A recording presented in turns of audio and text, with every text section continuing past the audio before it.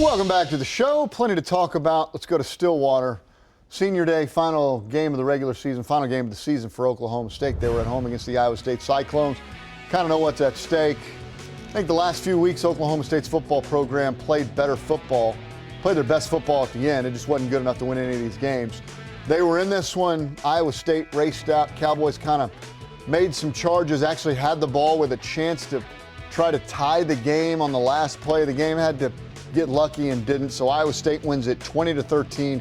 Cowboys lose their 18th consecutive Big 12 conference football game. I wish everyone luck, and I've enjoyed this team. We took a big team photo in the hotel today that I'll probably have on my wall just to remind me how special a lot of these guys were, to be able to continuously show up every week and fight when, you know, a lot of kids nowadays probably would have just laid down, and pretty special to watch that, even though we didn't get the outcome. So Doug Meacham, I think a lot could be said about Doug Meacham, just kind of keeping this thing, the train on the tracks to whatever degree it was. They didn't win any football games. I'm a fan of Doug Meacham after watching him this season, but obviously Oklahoma State, in a season that went all wrong, didn't win again on Saturday. Yeah, I'll just say this. I'm impressed with the team and how they didn't give up. You know, I know it's one thing to not have a win, minus the one at the beginning of the season, but I do respect them from going, you know, just out there every single week and trying to make something happen and being competitive in a lot of these games that you felt like maybe they weren't going to be competitive, you know, but this score 20-13 still is a competitive score. So I'm just going to say no quit for OSU. We just look ahead to the future, and there's a lot to be excited about down there, I think, and it's going to be a good run they have in 2026 with a lot of prospects when it comes to recruiting, and just because they're getting a guy in there, which we'll talk about in just a second, who has a good track record, and a lot of people believe in him. So I'm excited to see it. Look, the season's mercifully over, I think, in a lot of ways. They did play their best football at the end of the season. I think that's to the credit of this coaching staff and the guys who came in after Mike was fired. They played their best football, but it's a new era now upon us in Stillwater. We'll get into, you know, Eric Morris in a second. I don't know what to say about the season. Again, it was a season that went all wrong. You finish 1-11. You can make a case for being the worst season in school history. I'll listen to that argument. There's a good chance that it might have been. But it's over, and a new era of Cowboy football is upon us. So let's do that. Let's change from this season to a new era. And on Tuesday, we found out that Eric Morris would be the brand new head football coach at Oklahoma State. Eric Morris, the current head coach at North Texas. North Texas, by the way, 11-1, playing their conference championship game, has a chance to get in the college football playoff.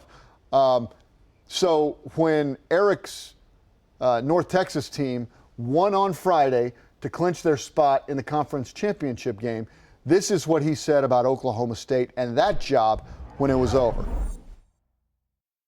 I grew up in the Big 12. You know, I was able to watch, you know, Coach Gundy build that thing, and I played there a ton. I mean, the atmosphere is electric. I don't think I ever won a game there as a player or a coach. So, yeah, I mean, I think that's kind of what made it intriguing for me. So Eric Morris played at Texas Tech, played wide receiver at Texas Tech, was a coach at Texas Tech as well, and a coach for Cliff Kingsbury, and now he's going to be the new head coach at Oklahoma State. Look, I think what he's done with his quarterback at North Texas says a lot, but he also has a long list of track record with Baker Mayfield and Patrick Mahomes and big names, even John Mateer's in the mix of people who he's influenced. So I'm just going to say QB guru, and that's good news for OSU and Stillwater specifically, just because they really need an offense to get going. And I think in the Big 12, that's a huge component, is to have a really great offense and a good quarterback who can be a gunslinger. And that's a possibility now, I think, at OSU and in Stillwater. So I really am looking forward to see what Eric Morris can do. I know I've heard great things about him. I know personally, he came up to my brother when he was in high school, and he was an incarnate word, and he gave my brother his first offer, and he said, hey, I know you probably won't take this, but, you know, my brother plays at TCU. Your brother can play quarterback too, so, oh, by the way, maybe he knows what he's talking about. So he came up to my brother and gave him, you know, something really nice and classy, and so I have high respect for him just because I know personally he's a good guy.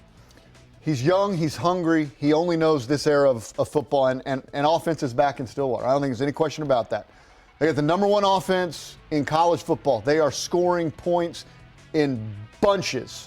I think offense is back in Stillwater, and I think that starts next season. We'll be talking about Eric Morris from now until the beginning of the season and a new era of Oklahoma State football. Stay with us.